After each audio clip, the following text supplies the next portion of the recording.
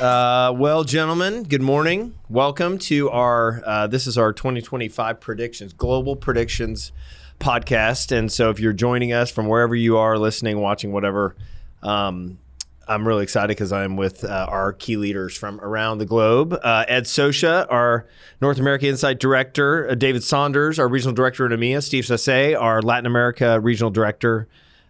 So we are excited to talk about trends and the things that we believe that we will see next year. I think all of us are kind of taking a breath a little bit after 2024 or kind of at the end of 2024, thinking about both some of the macro trends that have impacted our industry as a whole. Like I think we can look across our regions and go, hey, this is happening in the data center industry everywhere.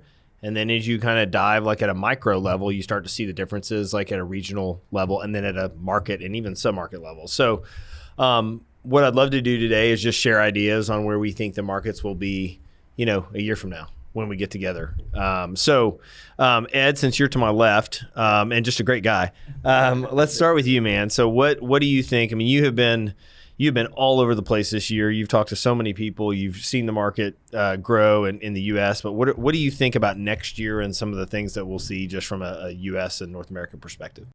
Yeah, I think things are going to continue to trend in the direction that they're trending, which is the hyperscalers are going to continue to bifurcate their approach between their self-builds and then deploying with a third-party data center provider. I think the challenges there, of course, as we've talked about many times, is finding power. But beyond that, the site selection is only a piece of that puzzle, and on top of that, there's the topo challenges and some of these more newer emerging submarkets of tier 1, tier 2 markets.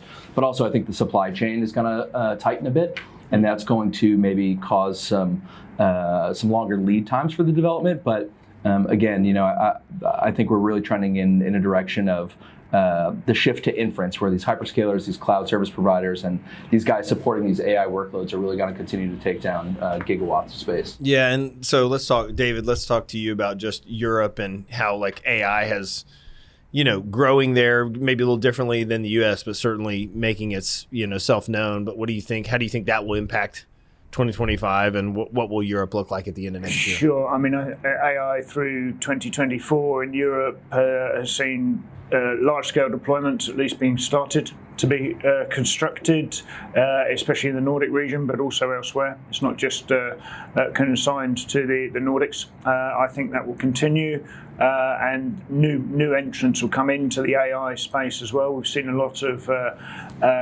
organizations that are involved in other areas, including kind of Bitcoin mining, pivoting. When they pivot from Bitcoin, for example, to AI configurations, they need to move from very low-grade, resilient data centers to tier 3 and tier 3 equivalent level infrastructure, because they're supporting a different customer load through those workloads. So that puts more demand on the lead time for development of data centers. I predict that we'll continue to see that pattern through Europe, and maybe even new markets will open as a result. Sure. Where large capacity of energy is available rather. And Steve, what do you think Latin America will look like at the end of next year? Yeah, so as everybody knows, LATAM is about a year or two behind the rest of EMEA and the US, but they have a lot of good things going for them right now.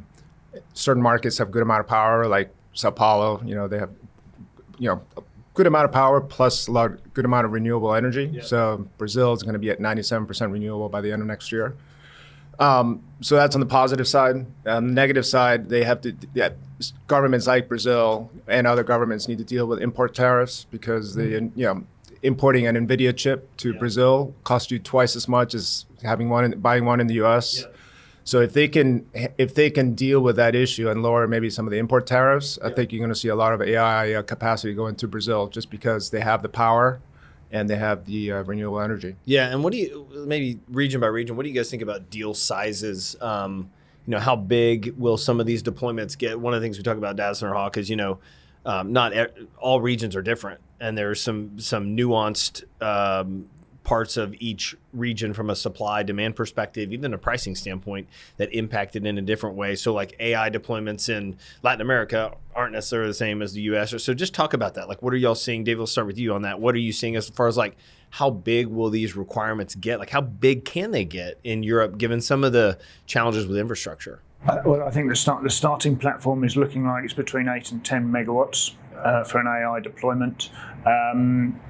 And then what we're seeing is companies trying to secure future expansion up to sort of 25 to 30 megawatts. And of course, when you look at sort of startup businesses, which AI certainly is, that's a huge undertaking to launch a new platform, new product, a new business off the back of.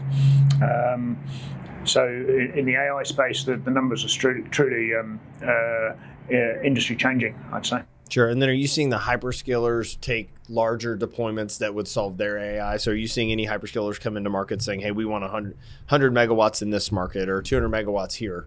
I know some of that stuff's happening in the US, but what about in Europe? The hyperscalers are building to the same sort of capacity as I've just mentioned, but the market is definitely preparing for those larger scale deployments. So we're seeing a lot of new market entrants, which hasn't happened for sort of 5-6 years. It was often a very closed market, difficult to get into. The barriers to entry were very high because of the investment needed to build and start a data center. But now we're seeing companies coming into the market and planning 50, 70, 100 plus megawatt sites and even a couple of gigawatt sites have been proposed as well. And we spoke to one company recently who said, we were trying to get a gigawatt plan in place. We've had to scale it back to just 500 megawatts. That's kind of a funny comment, isn't it? Yeah, a bunch of data center nerds would laugh at that. Maybe the rest of the world doesn't really understand that, but okay, so Steve, I mean, you and I have this maybe a month ago. We're in Brazil standing at a lot of these sites, but talk about how big you think some of these sites will get from a development perspective and maybe how big some of the deployments will be in Latin America. Yeah, so there's been a couple AI deployments in Sao Paulo. Nothing, probably the largest one I've seen so far is a 24 and a 24 plus 24 deployment, but there are some RFPs out there for a couple hundred megawatts. So I think next year we're going to see probably an average 50 to 100 megawatt deployments for AI, and especially in Brazil. But there's other countries today that has some excess energy and cheap energy that could probably take that. Mexico, Querétaro, if they can get their energy issue resolved, some of the larger hyperscalers are looking to take that much capacity. And maybe Argentina, hopefully they can fix the economy, and there's been some providers that have been looking at land. How big is or maybe how do you think like the credibility issue in some of these markets is, which is, hey, there's been some areas in Latin America that have said, hey, we have power, and then people go into that market, buy land, and then realize that it isn't that story. And I don't think that's just a Latin America issue. I think there's that going on. But at a time when a market needs to like produce and deliver, that can really set things back. But talk about what you think that'll look like next year. I think hyperscalers are going to be more cautious in the markets they enter. It's very, we saw this in Mexico. Some providers and some hyperscalers purchased land thinking there was the capacity that they required in that land, and then to find out that power won't be available for 1 or 2 years. So everybody is just very cautious. They want to make sure that power is there and will be there. So Brazil right now doesn't seem to have that issue. Mexico does have that credibility issue right now. Sure. So that's probably why more people are focusing more on Brazil than Mexico. But I think once Mexico is able to resolve that credibility issue, people will start looking more at Mexico. Yeah, that makes sense. And Ed, what do you think I think U.S. Right now, that's where I think in the industry we're seeing the largest demand for these AI deployments and like requirement sizes. Like how big do you think they can get next year? Yeah, well, so first I'd like to say, Steve's 1 to 2 years. I think there's a lot of developers out there that would give their left arm to have power in 1 to 2 years here in North America. But so last week I was in Phoenix with Earl McCoon, one of our very talented research analysts here at DatacenterHawk. And we drove out to Avondale, West Phoenix. And I mean, it's undeniable when you look at that region, the scale of the builds. You're starting to see things. David Saunders, you said 100 megawatts plus, all the way up to a gigawatt. I mean, that's exactly what's going on there. We're starting to see Dallas as well, stuff that was moving down that I-35 corridor kind of towards Austin. We're now seeing stuff go to Weatherford, Texas, up to Wichita Falls, Texas. So the sizes are definitely getting bigger. People are chasing that power for sure. And I think they're starting to think about the power story a bit more critically, where they say, hey, I think we might need a nat gas solution, and not even necessarily just a bridging power solution, but they're starting to look at nat gas as more of a valid form of power generation for. Let me ask you on just the alternative energy. I'll ask everybody. Yeah. Do you think, so next year, do you think we make a lot of progress in, alternative energy solutions starting to really have like a tremendous impact on the space? Do you think it's still a long ways out? I mean, none of us are energy experts, confession. No surprise. I'm sorry. My bad. Some of us have spent more time focused on that than others, but maybe none of us are energy experts. But I'm just curious, like, do you think that there will be like significant progress made? What do y'all think about that? Shall I take that first? I think there will be progress, but I think it will be slow.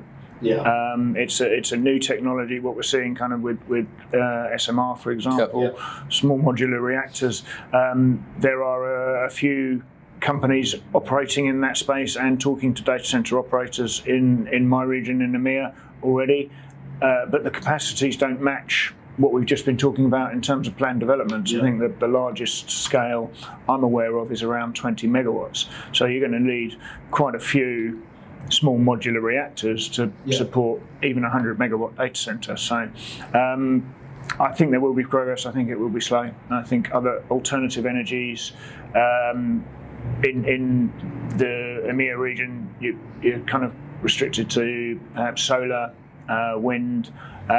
There's already quite a lot of wind power available through the region. So I'm not sure how much more progress can be made in that area. And probably hydrogen, I think that's just starting out. Again, I don't think you go from just starting out to changing the industry in 12 months. Yeah, that's good. Well, I have to say LATAM is probably number one in this aspect of the rest of the world. So alternative energy, renewable energy, LATAM is way ahead, I think, than some other countries. Like I said, Brazil's at 97%. There's a lot of wind generation in northern Brazil. There's a lot of solar. So Brazil, has expanded their solar capacity, it's expanded their wind capacity. So LATAM's always had a lot of hydro. So I think most of the Colombia, Chile, Brazil, Argentina have 50-60% hydro. So the options are there. Now you obviously have to build a lot of wind turbines, and you have to put up a lot of solar panels to take over what the data centers require. But they're pretty far ahead. In touching on what David said on hydrogen, I think not LATAM, but I have spoken to a few companies that are looking at hydrogen in the U.S. Connecting to hydrogen pipelines. Obviously, there's certain markets in the U.S. where you can do that, not many. But to me, that I don't know if it's going to happen in 2025, but I was told that he is working with some of the hyperscalers to try to deploy some hydrogen data centers.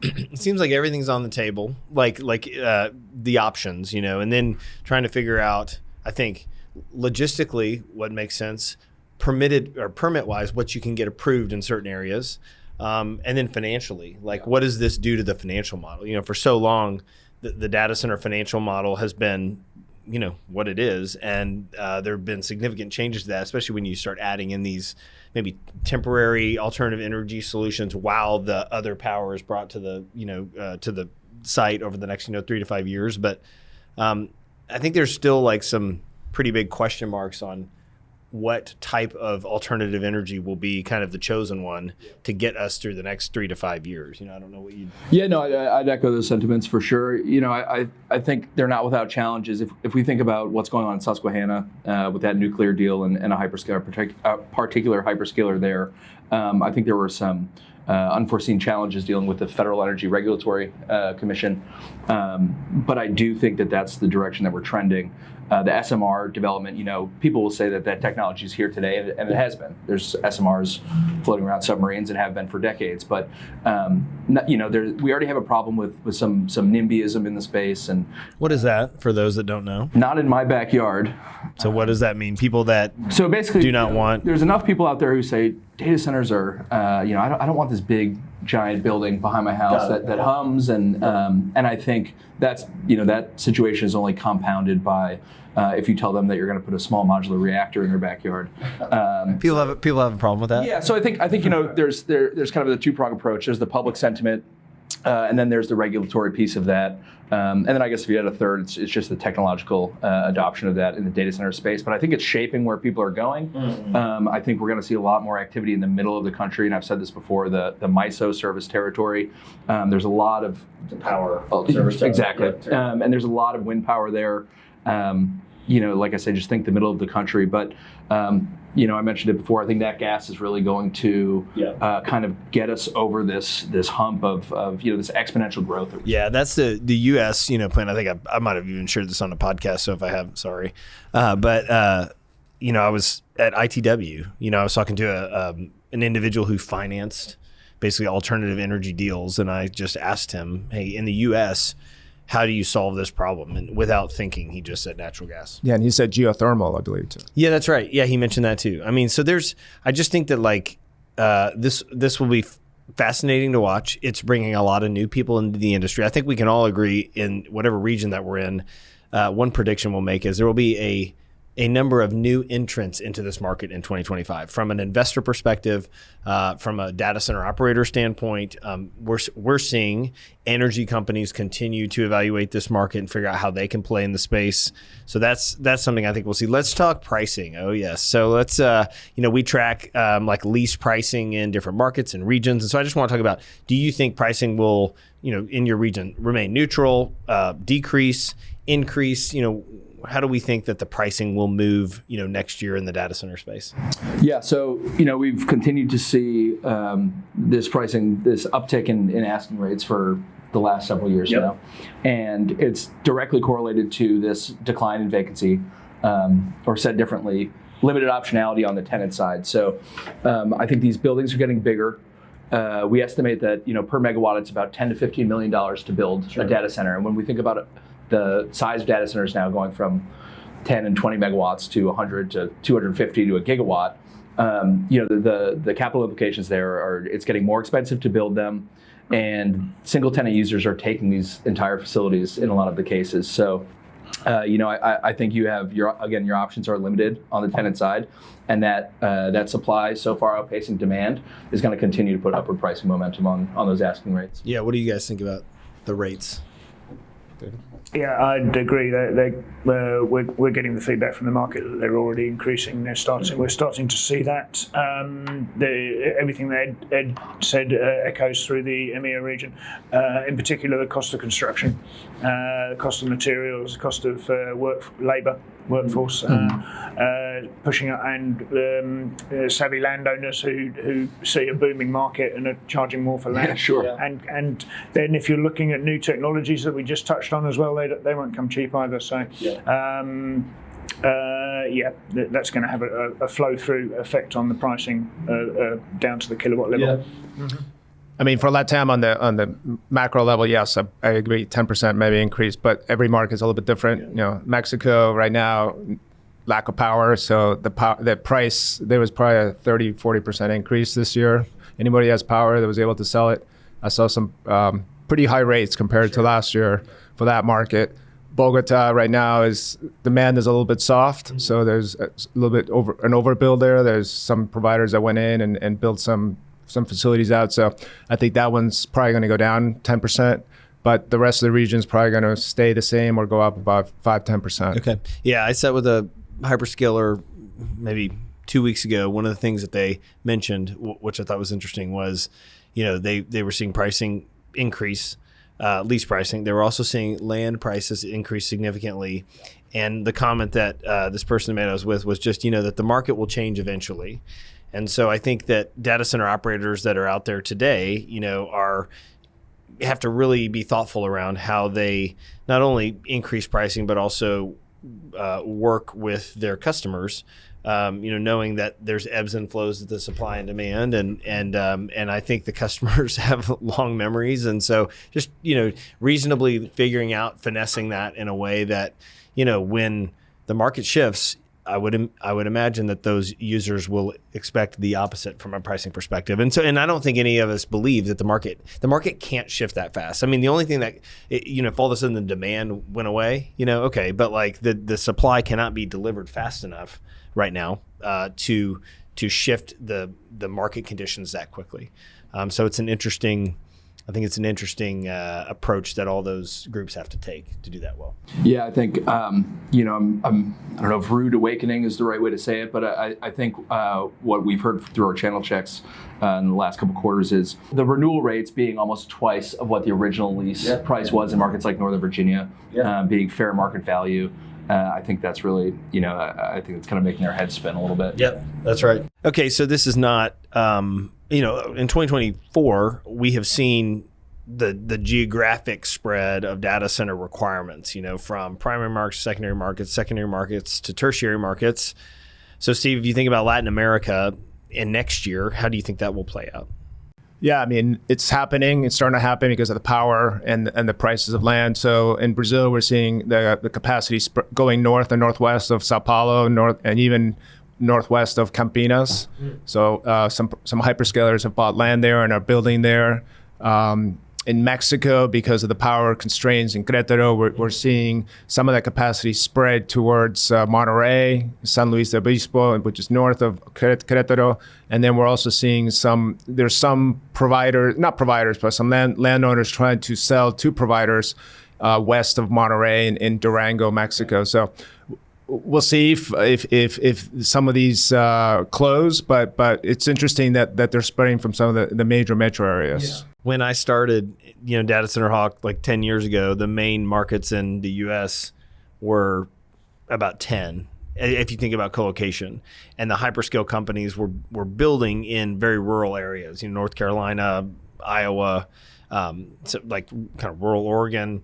Now the shift has happened, and Ed, what do you think? How do you think that will continue to play out next year? I think it's interesting that you name those three states because I'm certainly bullish on the development in those regions. Mm-hmm. Think about North Carolina, Charlotte. Lots of folks are looking at Charlotte. The north part of Charlotte, I know, is getting a lot of site selection kind of buzz.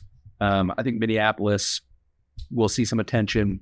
When we talk about the hyperscale markets, you mentioned rural Oregon, and we think, kind of maybe outside of Hillsborough, but up in that region. But again, people are chasing power, but I think they're getting a little bit more comfortable with slightly longer lead times. So they're sort of trying to broaden their approach and say the path to power might be a little bit longer, but that's okay. Where do we need to be, and how do we position ourselves to get sort of to get ahead of things? So I'd say Charlotte, Kansas City, Minneapolis. In terms of the primary markets, Phoenix and Dallas, and then of course the subsequent submarkets of Phoenix and Dallas, Avondale, Glendale, Buckeye, in Phoenix, and then in Dallas we think Red Oak and Lancaster for sure, but then go west, go Weatherford, go up to Wichita. Yeah, it's like there's one-off requirements that will go to these random locations in the U.S. that historically haven't seen data center demand. But the other thing to watch is in the markets that have larger data center footprints, the bigger markets you mentioned, the shifting of submarkets. And you mentioned it in Brazil too. It's like it's moving up north, and some of the, you get a 300 megawatt requirement in one of these new submarkets, and all of a sudden there's several other people that are going to try to find land. Data centers typically cluster together, and so very quickly you can have I'm using Dallas as an example, but where we've always seen the demand traditionally, like in the northern areas, I mean, within like 2 deals or 2 requirements, you can see another submarket be larger than the whole market, as a whole. So there's fascinating things, I think that'll be fun to watch in 2025. Well, gentlemen, thank you. This is a great overview of kind of what we're thinking about for 2025. So the last question I just want to ask is, will there be more or you just have to say more or less demand in your region in 2025 than there was in 2024, Ed? More. David? More. Steve? Oh, more. Okay, well, that's a great great comment to end. So again, thank you for watching and listening. This is datacenterHawk. This is our podcast, Global Predictions for 2025. We're doing this with people that have been in the space a long, long time, people that have done deals, built regions for data center operators, data center consultants, even data center users. Those are the people at our company. And so any of the data that we share is through the eyes of people that have done these deals. If you want to learn more, it's datacenterhawk.com. 2024 is a great year. We'll see you in 2025.